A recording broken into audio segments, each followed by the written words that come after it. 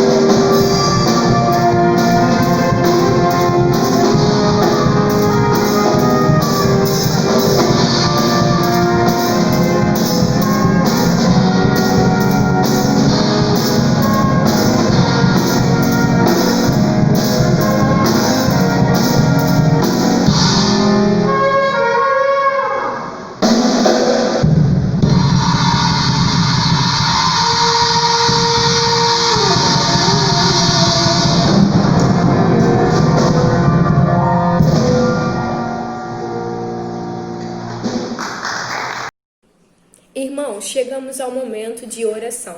E quão é importante esse momento de oração? A Bíblia nos responde em Mateus 6:6, que nós, quando orarmos, entrar para dentro do nosso quarto, fechar a porta e orar ao nosso Pai que está em secreto. O nosso Pai que está em secreto nos recompensará. E a nossa necessidade, a Bíblia não diz, a palavra do Senhor não diz quando nós sentirmos ou quando nós tivermos vontade, não, mas tu quando orares, Ele sabe que nós vamos ter essa necessidade de estar em comunhão com o nosso Pai, e estar tendo um relacionamento íntimo e pessoal com Ele, porque nós sabemos que nós dependemos dEle e nós precisamos colocar diante do Senhor todas as nossas questões, as nossas angústias. A palavra do Senhor diz que é para lançar sobre Jesus toda nossa ansiedade. E a palavra do Senhor é bem clara com relação a isso. E no mesmo capítulo, no capítulo 6, no versículo 33, diz assim a palavra do Senhor: e buscai o reino, o teu reino e a tua justiça em primeiro lugar. Buscar o reino dos céus e a justiça do Senhor em primeiro lugar. E o fato de nós estarmos orando, estarmos no altar, estarmos buscando a face do nosso Pai, é o fato de estarmos priorizando o reino de Deus em nossa vida. E qual a importância, né, de estarmos intercedendo? A gente vai ver em várias passagens bíblicas, né? Ana orou, clamou e depois veio o milagre, Samuel. Elias orou e desceu fogo do céu.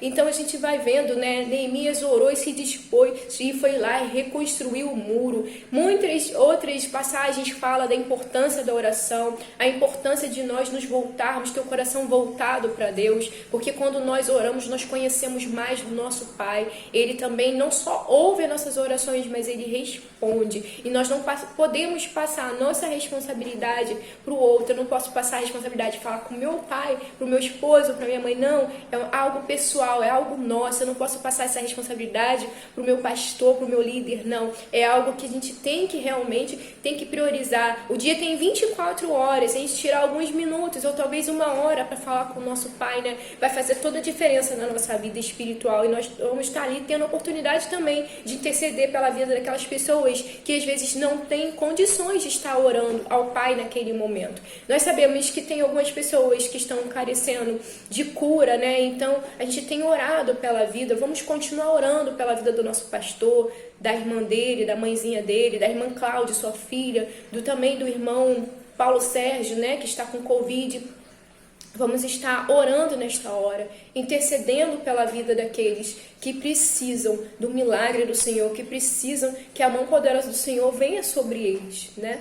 Porque a palavra do Senhor diz que quando nós buscamos de todo o nosso coração, Ele nos responde: buscar-me-eis e me encontrareis, e me achareis quando me buscar de todo o vosso coração. E é isso que nós estamos aqui, reunidos, mesmo que sendo online, para poder falar com o nosso Deus e interceder por aqueles que precisam nessa hora.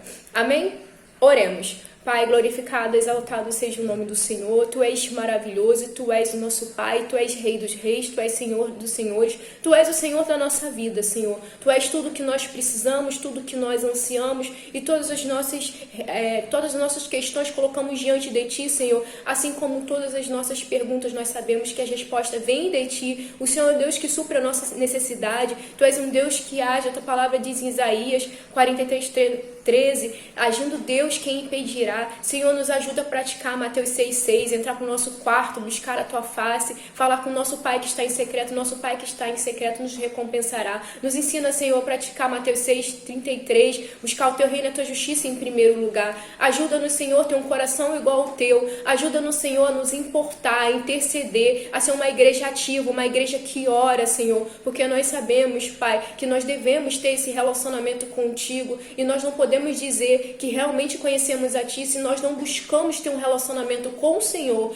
Pai, eu Te peço em nome de Jesus pela Tua igreja que ora. Eu Te peço em nome de Jesus, Senhor, por aqueles que estão enfermos. Visita nesta hora, Pai, a Dona Lódia, o pastor Renan, a Renata, sua irmã. Visita também a irmã Cláudia, a Luciene, sua filha. Visita o irmão Paulo Sérgio e tantos outros que estão enfermos, Senhor. Pessoas que estão depressivas, que estão com problema de ansiedade, com opressão, com fobias. Senhor, vai libertando essas pessoas. Liberta liberta, Senhor, aquelas pessoas que estão no mundo das drogas, do homossexualismo, do alcoolismo, Senhor, da prostituição. Vai libertando em nome de Jesus, vai lavando com teu sangue. Senhor, nos ajuda a ter um coração igual ao teu, nos ajuda a te obedecer, nos ajuda a te buscar, nos ajuda, Senhor, Espírito Santo de Deus, interceda por nós neste momento e nos ajuda, Senhor, a cada dia buscar o teu reino, a tua justiça, te adorar em espírito e em verdade e te amar acima de todas as coisas. Senhor, que nós possamos estar no centro da tua vontade, que nós possamos, Senhor, a cada dia, Senhor, pregar com ousadia, com intrepidez, mas que acima de tudo possamos viver aquilo que nós pregamos.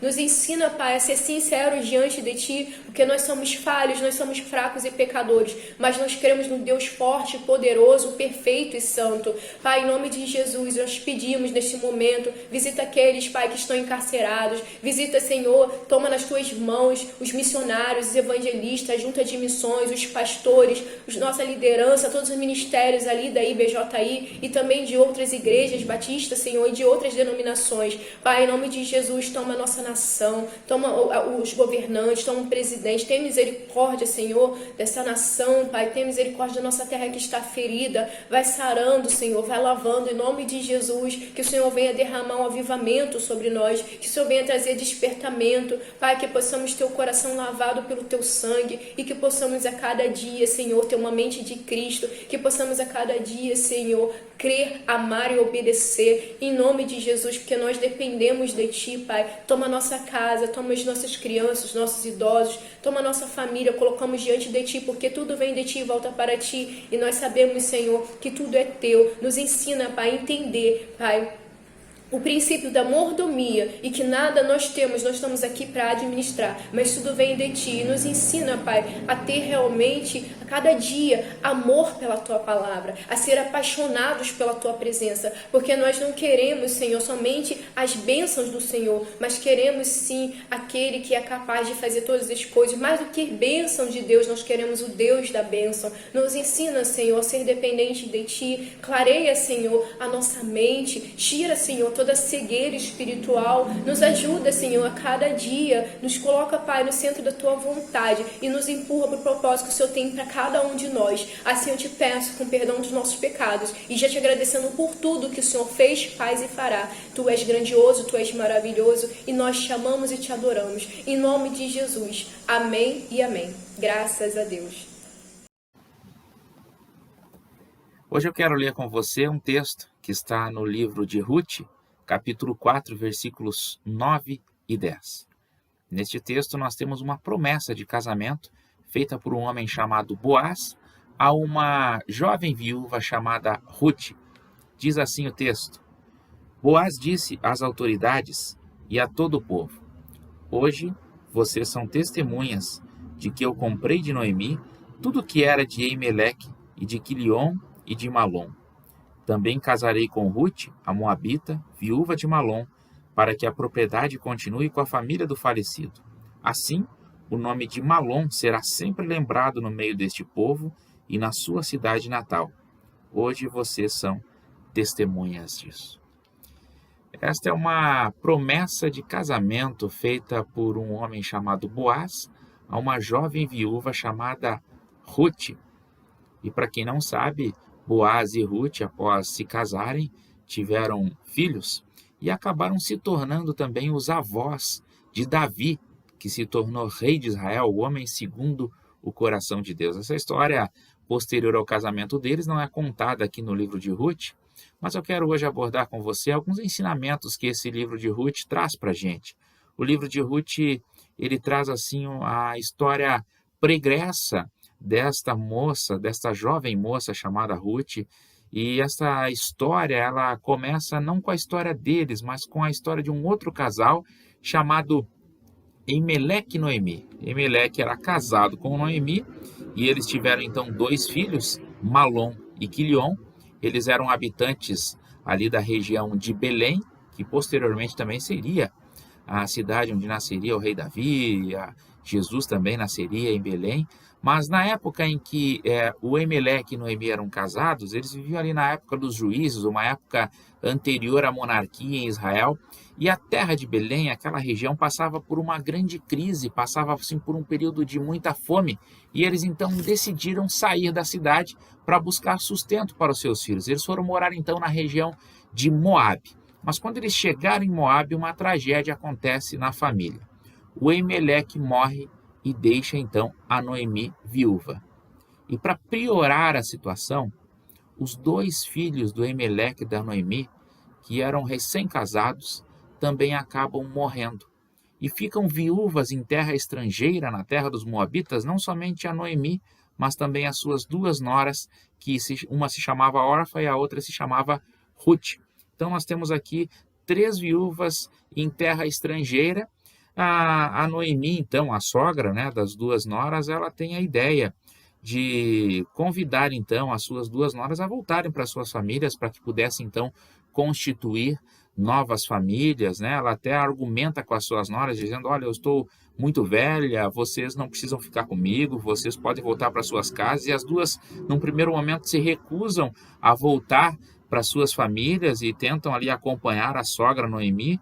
A Noemi tenta argumentar mais uma vez com elas, e aí a órfã, então, ela decide voltar para a casa dos seus familiares, para sua família, tocar sua vida, mas a outra nora, a Ruth, ela faz um desafio para a sua sogra. Ela diz assim, eu não vou voltar para minha família e eu vou permanecer com a senhora. Aonde a senhora for, eu também irei. E ela faz ali, então, um compromisso de fidelidade com a sua sogra. E ela decide ficar com a sogra. Então, a Noemi volta, né, juntamente com a sua nora, para a sua terra. Volta para a terra de Belém, esperando que a crise já tivesse passado. Quando eles chegam, então, na região ali de Belém, a Noemi, ela dá um conselho, então, para a sua nora. Ela diz assim, olha, vá trabalhar, né, numa fazenda que tem aqui de um homem chamado Boaz. Boaz é um parente nosso, né, um parente rico, e quem sabe ele se interessa por você, quem sabe ele casa com você.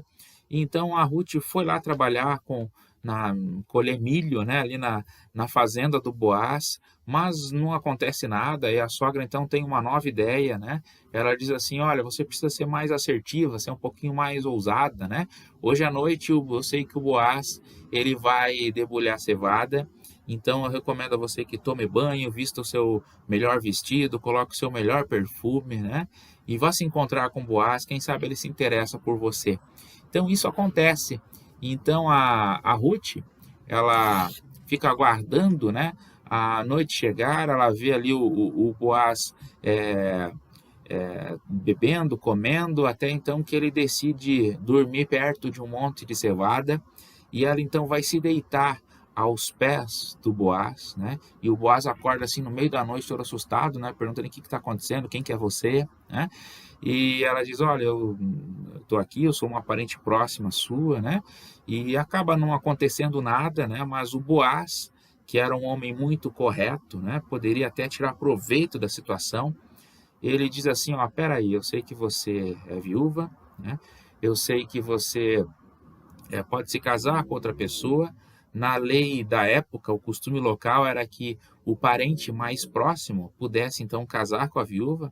Então, se o marido de uma mulher morresse, o irmão poderia casar, só que nesse caso o irmão também havia morrido, né?